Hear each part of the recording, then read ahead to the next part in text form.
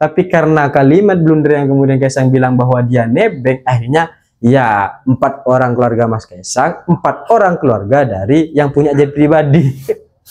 Ini kan akhirnya muncul berbagai macam ketidaksesuaian antara satu kalimat dengan kalimat yang lain, antara satu yang diucapkan oleh orang lain dengan satu yang diucapkan oleh Kaisang. KPK tidak bisa diajak untuk berkompromi.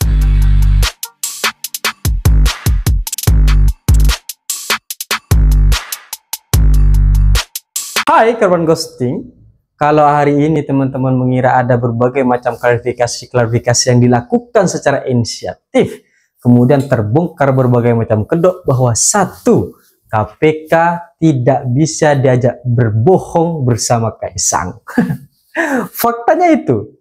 Jadi kalau hari ini kita mengetahui bahwa Kaisang sedang muncul dan memberikan klarifikasi, kemudian dia juga cengengesan, ya kan, hanya memberikan satu statement, kemudian setelah itu biar diurus oleh jubir saya, biar diurus oleh kuasa hukum saya. Karena dia sudah gak tahu mau gimana lagi gitu. Dia sudah gak tahu mau ngomong apa lagi. Intinya briefing dia hanya mengatakan bahwa saya nebeng teman. Ternyata kalimat nebeng akhirnya bermasalah dan kontradiktif ketika kemudian KPK memberikan pernyataan bahwa gak ada teman Kaisang di dalam jet pribadi itu. Sehingga orang-orang bertanya-tanya, ini maksud dari kalimat nebeng sebenarnya gimana? Dan akhirnya kita mengerti bersama bahwa kalimat nebeng itu kita baru ngerti kalau nebeng itu gak sama orang yang punya jet pribadi itu. Nebeng sepeda gak sama orang yang punya sepeda, tapi sepedanya kita bawa sendiri. Ini kan akhirnya ada kalimat baru, ada frasa baru, ada pengertian baru dari kosakata yang namanya nebeng.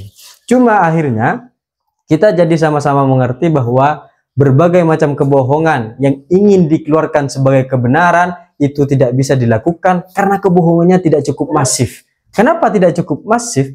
Karena KPK tidak mau diajak berbohong bersama untuk kegiatan-kegiatan nepotisme. Ya kan? Jadi kegiatan-kegiatan kolusi, korupsi, dan nepotisme itu KPK gak mau nih gitu.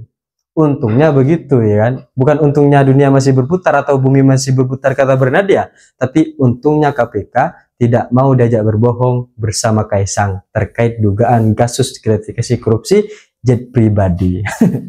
Tapi jangan sampai lengah. Karena kalau kata Sidul, lengah sedikit ya ceweknya nanti bakal tiba-tiba akad. Enggak ya.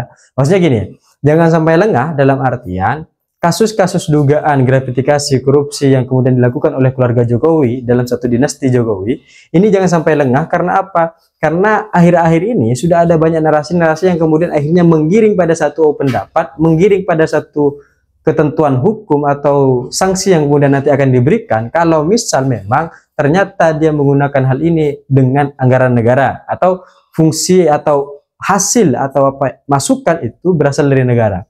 Sehingga ada asumsi bahwa kira-kira satu harga tiket pesawat itu 90 juta. Jadi kalau ada 4 orang yang kemudian menaiki jet pribadi itu, ya dia tinggal mengembalikan ke negara sekitar 360 juta.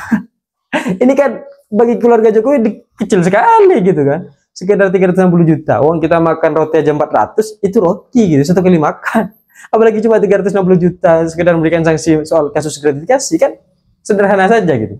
Nah, tapi ini yang kemudian tidak boleh lengah, sehingga ini terus dikawal gitu. Apakah benar 90 juta itu per orang? Apakah benar gitu? Apakah kemudian ini benar gitu? Kemudian resmi kasus-kasus dugaan gratifikasi akhirnya tidak langsung bisa ditanyakan kepada Kaisang hari ini karena dia sudah punya jubir. Ya, diumumkan sama Kaisang, diumumkan. Jubir saya si A, kemudian kuasa hukum si B, ya. Jadi klarifikasi saya bahwa saya nebeng saja sama teman saya, kebetulan ke Amerika.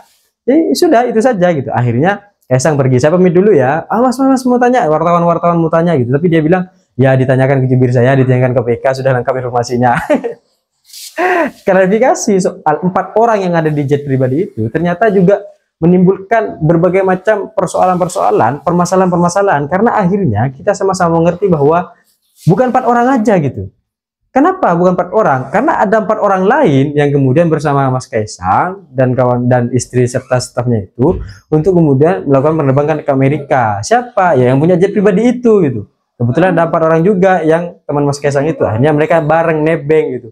Ini kan klarifikasi yang juga berbeda ketika disampaikan bahwa yang di dalam jet pribadi itu hanya 4 orang. Siapa ya? Kaisang, istrinya, stafnya. Ya sudah itu doang gitu, hanya 4 orang saja gitu. Tidak ada yang lain gitu.